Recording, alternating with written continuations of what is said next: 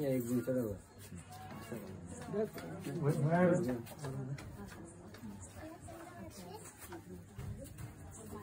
लावा कृष्ण गो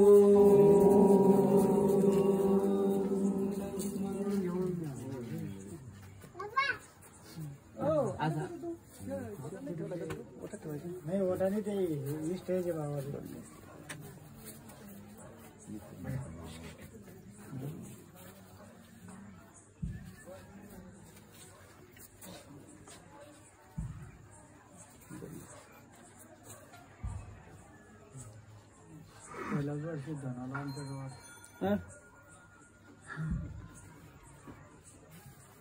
भीती आहे ना.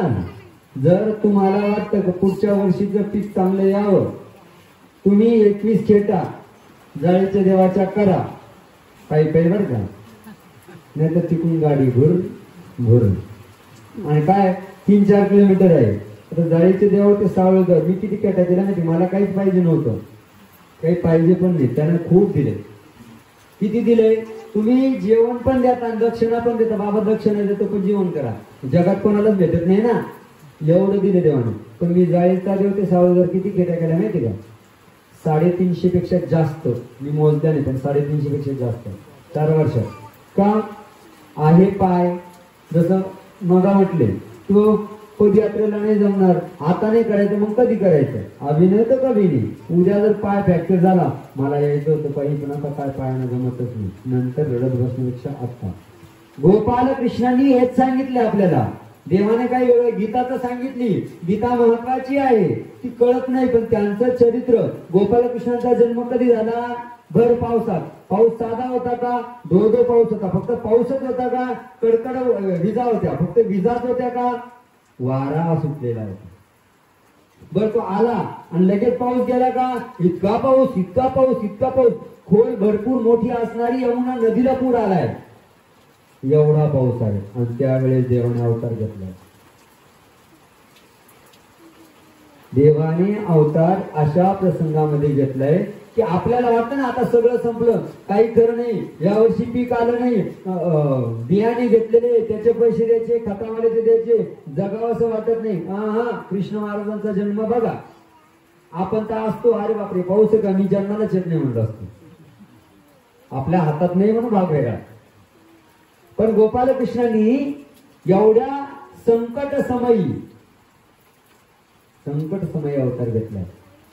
कुणाला माहित नाही अवतार कधी झाला? सगळ्यांना माहिती, कळतंय. पण आपल्याला गोपालकृष्णांचा अरे जगातला असा एकमेव अवतार आहे, देव आहे, माणूस आहे ज्याच्या जन्माला येण्याच्या अगोदरच मरण्याची तयारी झाली, मारण्याची. ज्यांच्या मारण्याची पूर्वतयारी अगोदर प्लॅनिंग झालं होतं. कुणाचं होतं? आपल्या मुलाचं होतं का? कुणाची तयारी करतो? याचा मुलगा जन्माला गेला मारायचा, असं कधी होतं का? नाही होत. त्यांची तयारी होती. मग देव काय म्हणले? जाऊ दे जाऊ, मी जातच नाही. गोपालकृष्णांनी जेव्हा जन्म घेतला त्यावेळेस तो प्रसंग जर आठवला ना, अंगाला काटा उभा राहतो. आणि ती नदी जी आहे ना ती साधारणपणे नाल्यासारखी नाहीये, ती जवळजवळ नाही काही म्हटलं तर इथून आपल्या रस्त्यापेक्षा मोठी आहे. म्हणजे अर्धा किलोमीटरपेक्षा थोडी कमी. एवढ्या लांब नदीतून त्या वसुदेवाला, म्हणजे आंबेडकर बाबा आहे ना आपल्या जायचे देवाचे, तिथून मंदिरापर्यंत एवढी नदी आहे आणि खोल नदी आहे. त्या नदीतून पार करायला जायचं होतं. त्या नदीला पाणी आलेले. आणि ती नदी जेव्हा गोपालकृष्णांनी अवतार घेतला बंदीखान्यामध्ये, वसुदेवाला धाक पडला, कंस मारला. आता कुणाला? गोपालकृष्णाने कंस मारेल. आता काय करायचं? मग त्याला देव आकाशवाणी करतात. जेव्हा खरोखर माणूस संकटात असतो आणि देवाचा धावा करत असतो तेव्हा देव धावत पळत येत असतो. कोण? कधी? जेव्हा अंतरातून धावा असतो. आपण देवाला महत्व देतो का? हो बाबा, खूप महत्व देतो. चला 8 दिवस आश्रमात राहायला. उद्या जर म्हटलं चला आश्रमात 8 दिवस राहायला, शेतात रोई येतात, वानर येतात, राखण करायला जावं लागतं, त्यांना स्वयंपाक द्यावा लागतो, पोरांची शाळा आहे, निंदायचं काम आलंय जवळ, खत टाकायचंय. म्हणजे देव पहिल्या नंबरला आला का 2 नंबरला? देवाला 2 नंबर दिला. देवाने आपल्याला 1 नंबर का द्यावा? आम्ही देवाला 1 नंबर दिलाय, देवाने आम्हाला 1 नंबर दिलाय.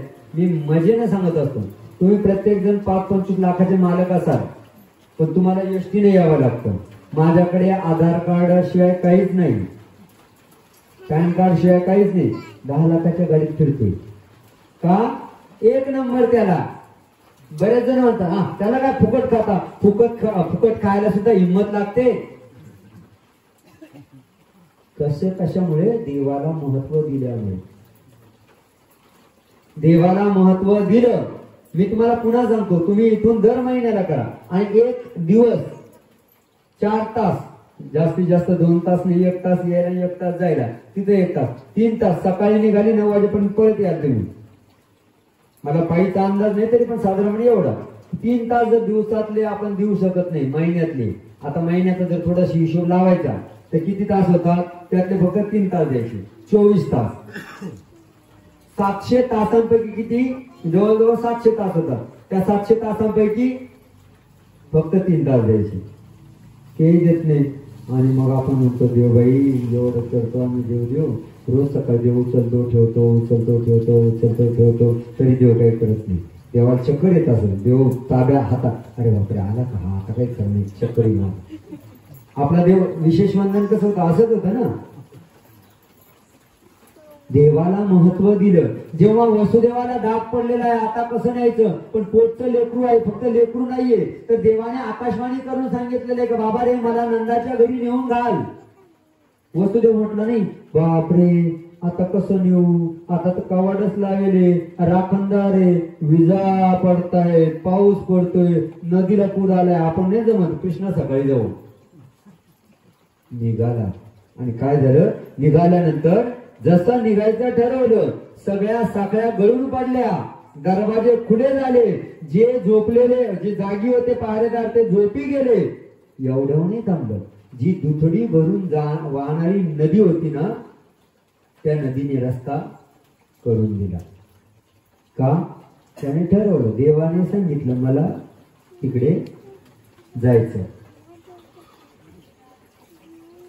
देवाने ठरवलं, देवाने सांगितलं, ते भक्ताने ठरवलं का देव पूर्ण करतोच. तो तिथं गेला, ठेवलं, परत आणलं. मी तुम्हाला जास्त का सांगत नाही माहिती का? तुम्हाला कथा ऐकायला लय मजा वाटते, ज्या कथा ऑलरेडी माहिती. माझं म्हणणं कथा तर सांगायच्या, पण सोबतीला आपल्याला काय करायचे? ऐकली, नळी फुंकली सोनारे. काय सांगितलं बाबांनी? कसं सांगितलं? 1 नंबर बोलतात धनंजय बाबांनी, लय छान सांगतात. काय सांगितलं? लय छान सांगितलं. कसं सांगितलं? अरे लयच मस्त सांगत. काय सांगितलं? नाही पण लय ऐकावं असंच वाटत. सांगितलं काय हे नाही लक्षात. आपल्याला करायचं काय हे महत्वाचं आहे. गोपालकृष्णाचे बाबांनी हा जो कार्यक्रम सुरू केलेला आहे 8 दिवसाचा, कशासाठी? की रोज या 2-2 शब्द ऐका. संसार, पुनरपि जननम, पुनरपि मरणम, पुनरपि जननी, जठरे शयनम, भज गोविंदम, भज गोविंदम. हे चालूच राहणार आहे. शेत घर घर शेत, शेत घर घर शेत, घर घर घर घर घर घर घर घर घर घर घर घर लावून घर घर घर घर फिरतो माणूस. सुटत नाही, सुटणार नाही. पण त्या न सुटणाऱ्या गोष्टीतून तुम्हाला वेळ काढून द्यावा लागतो. तुम्ही यावं म्हणून हा कार्यक्रम सुरू केलेला आहे. तो कार्यक्रम सुरू करायचा.